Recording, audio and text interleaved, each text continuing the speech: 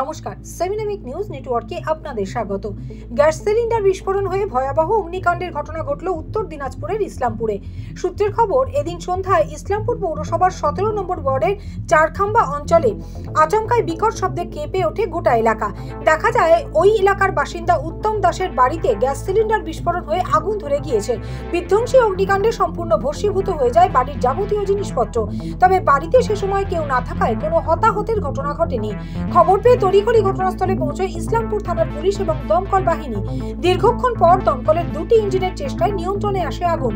Gas cylinder বিস্ফোরণ নাকি অন্য কোনো কারণ, কিভাবে ঘটল এহেন ভয়াবহ অগ্নিকাণ্ডের ঘটনা, তার তদন্ত শুরু করেছে ইসলামপুর থানার পুলিশ। তীব্র চাঞ্চল্য ছড়িয়েছে স্থানীয় বাসিন্দাদের মধ্যে।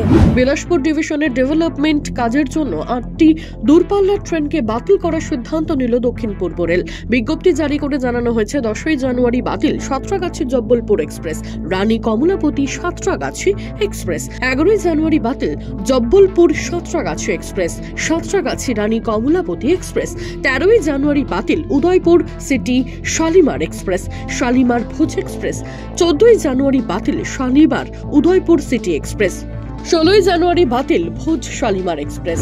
আগামী 22শে জানুয়ারি অযোধ্যায় রাম মন্দিরের উদ্বোধন, আর তার আগেই রাম জন্মভূমি অযোধ্যা থেকে আমন্ত্রণ পত্র ও মহাকলস প্রসাদী চাল অক্ষত এসে পৌঁছল পূর্ব মেদিনীপুরের কোলাঘাটের দড়িয়াচক গোবর্ধনধারী মন্দিরে। এর নাম দেওয়া হয়েছে গৃহ সম্পর্ক মহা অভিযান। সূত্রের খবর, কোলাঘাটের এই গোবর্ধনধারী মন্দির থেকেই এলাকার সাধারণ মানুষদের মধ্যে আমন্ত্রণ পত্র সহ মহাপ্রসাদ বিলি করা হয়। বিস্ফোরকের পর এবার মাদক উদ্ধারের ঘটনায় শিরোনামে মুর্শিদাবাদ জেলা। বিপুল পরিমাণে তরল মাদক সহ পুলিশের জালে মহিলা। গোপন সূত্রে খবর পেয়ে জলঙ্গি থানার ওসির নেতৃত্বে আধিকারিকেরা চর পারসপুর নতুন পাড়া এলাকায় টিটন মণ্ডলের বাড়িতে অভিযান চালিয়ে প্রায় 518 বোতল নিষিদ্ধ কাশির সিরাপ উদ্ধার করল পুলিশ। বাড়ির মালিক পালাতে সক্ষম হলেও অভিযুক্তের স্ত্রী নাজমা বিবিকে জিজ্ঞাসাবাদ করে যথাযথ উত্তর না মেলায় তাকে গ্রেপ্তার করা হয়েছে। কেন বাড়ির মধ্যে মজুত করা হয়েছিল এই মাদকগুলি? এই পরিবার কি আন্তর্জাতিক মাদক পাচার চক্রের সঙ্গে জড়িত? বিভিন্ন প্রশ্নের উত্তর খুঁজতে 3 দিনের পুলিশি হেফাজতের আবেদন জানিয়ে ধৃতকে বহরমপুর জেলা আদালতে আজ তোলা হয়েছে। বিশ্বের মধ্যে সবথেকে বেশি স্নো লেপার্ড রয়েছে দার্জিলিং চিড়িয়াখানায়। 30 বছর ধরে সফলতার সঙ্গে স্নো লেপার্ড সংরক্ষণ এবং প্রজননে নজির গড়ল দার্জিলিং এর পদ্মজা নাইডু হিমালয় জুওলজিক্যাল পার্ক। আর দার্জিলিং চিড়িয়াখানার এই কৃতিত্বে শুভেচ্ছা জানালো world association of zoos and aquarium. প্রসঙ্গত, স্নো লেপার্ড বর্তমানে international union for conservation and নেচারের তালিকায় লাল তালিকার শীর্ষে রয়েছে, অর্থাৎ বিলুপ্তপ্রায় প্রজাতির মধ্যে অন্যতম এই স্নো লেপার্ড। বর্তমানে পদ্মজা নাইডু চিড়িয়াখানা দক্ষিণ পূর্ব এশিয়ার একমাত্র প্রজনন কেন্দ্র। শুধু তাই নয়, স্নো লেপার্ডের সংখ্যার দিক দিয়ে দক্ষিণ পূর্ব এশিয়া তো বটেই, গোটা বিশ্বের মধ্যে প্রথম স্থান অধিকার করেছে দার্জিলিং চিড়িয়াখানা। গোটা বিশ্বে বর্তমানে 4500 থেকে 7500 স্নো লেপার্ড রয়েছে। দার্জিলিং চিড়িয়াখানায় এখনো পর্যন্ত 77টি স্নো লেপার্ডের জন্ম হয়েছে, যার মধ্যে 2023 সালে 6টি শাবকের জন্ম হয়েছে, যা সর্বকালের রেকর্ড।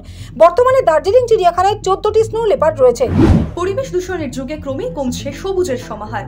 তাই বিশ্ব উষ্ণায়নের মাঝে প্রকৃতিকে বাঁচাতে ব্রতী হয়েছে দেবকুমারী ছেত্রী, রেজিনা খাতুন, মানসী ওরাও এবং শুভমুনির মতো বিশেষভাবে সক্ষম শিক্ষার্থীরাও।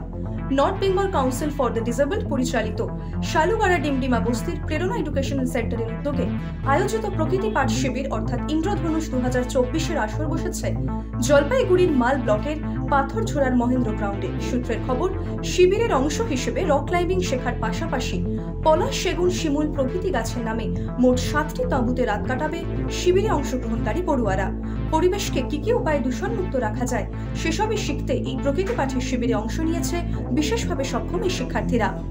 জলপাইগুড়ি থেকে অমিত বণিকের রিপোর্ট, 7 আওয়ার নিউজ নেটওয়ার্ক। জয় হিন্দ।